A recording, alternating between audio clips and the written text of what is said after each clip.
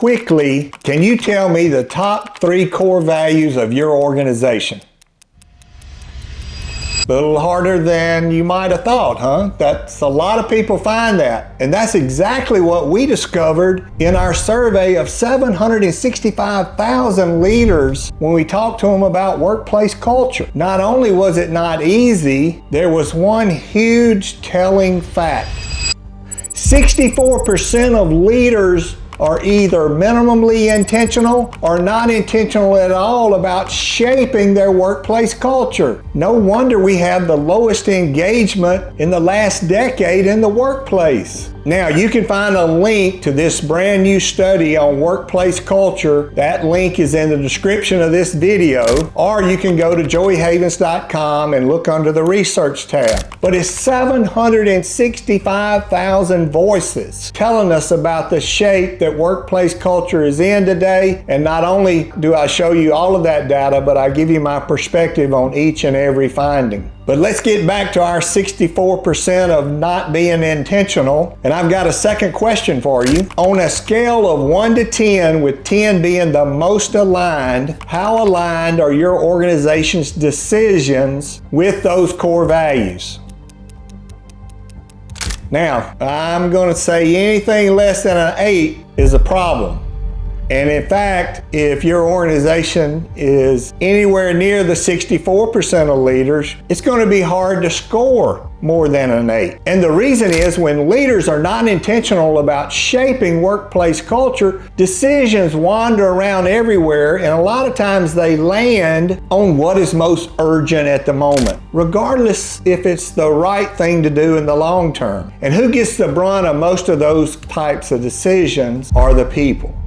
Now, as I have shared with you in some of my other work, leaders almost always rate workplace culture higher than the team members do. That gap, and it's usually a pretty large gap, is brought on by this 64% that are just not intentional. This is what I mean by good culture's not good enough. That's why we have an epidemic of disengagement, burnout, quiet quitting, lack of meaning in what people are doing. Last question for you today, I promise. What is your role in workplace culture? What role do you play?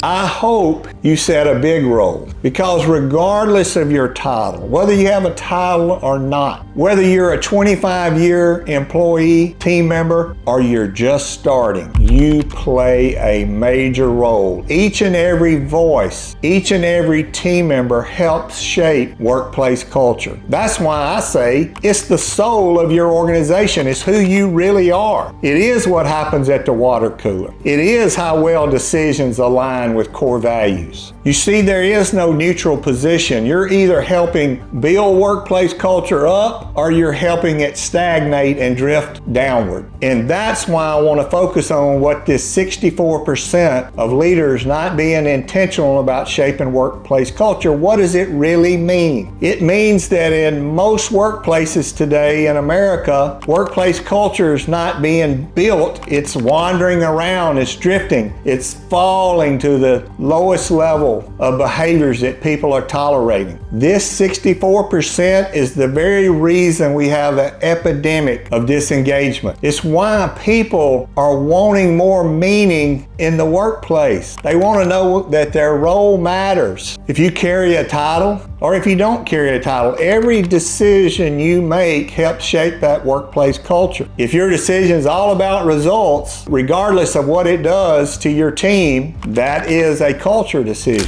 Every time we avoid a hard conversation because it's easier not to have it, that's a culture decision. That shapes culture. When we make decisions that aren't aligned with the core values of the organization, people notice. People talk about it. It affects their behavior. It affects their sense of belonging, and it affects their performance. And if we don't have a title, this matters just as much. Every time you witness something that's a behavior that doesn't align with the core values and you don't bring it to someone's attention, then you're contributing to tolerating that behavior. Every time you participate in a meeting after the meeting, every time you have a conversation about somebody who's not in the room, that tears down workplace culture.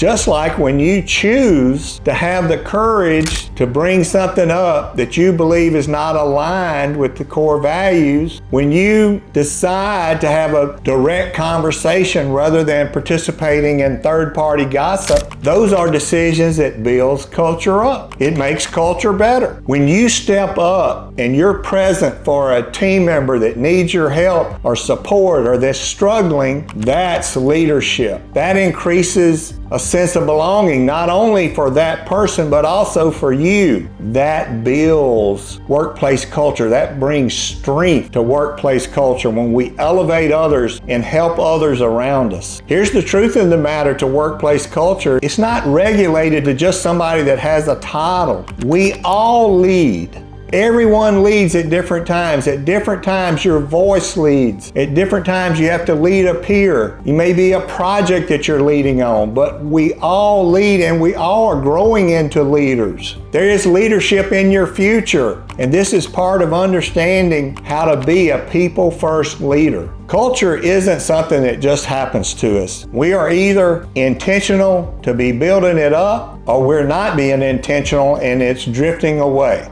downward. Always goes downward because we're tolerating behaviors that don't align with our core values. So here's what we can do about it. Let's go back to our 3 questions. If you couldn't quickly name your 3 top core values of your organization, that's not a failure, it's information. It's information that we need to have more communications around that. It's information that we need to understand what those core values are.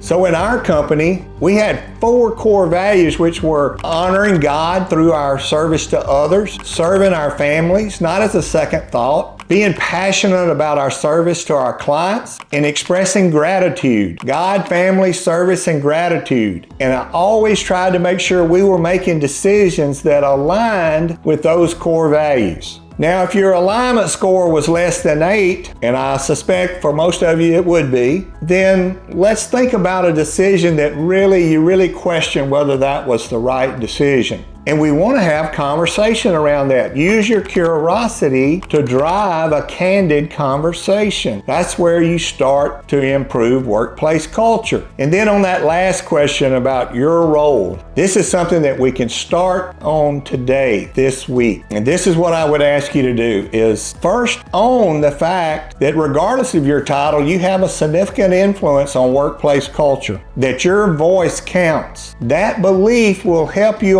it'll help affect your thoughts, it'll help affect your words, it'll help affect your decisions, it'll affect your actions. Then think of one behavior, just one behavior where you know maybe that hasn't been the best thing to make our culture better. And work on improving that one behavior. That's how workplace culture improves. It's one conversation at a time. It's one determined team member at a time. It's not easy. It's easy to say. It's hard work, but it's worth it. Everybody wants to be on a team where they have a strong sense of belonging, where they're known for high performance, where they're not dreading Monday morning. You see, culture is not changed through a banner on the wall. It's not changed by a strategy memo. It's changed by me and you. It starts right here. Be that team member, be that leader that doesn't wait for somebody else to go first. Lead the charge up the hill. Let's be intentional about our workplace culture. Just remember, 64% of leaders out there are leaving this to chance, letting their workplace culture basically drown by not being intentional, not putting on the life jacket. So if this video hit home with you, please drop this in the comments. Be intentional. Let's inspire each other. Be intentional. And if you like the concept of workplace culture and leadership development, please hit that subscribe button. Let's build our community so that we can help each other grow and we can make a difference in this epidemic in the workplace today. And remember, on our journey, we always want to be better.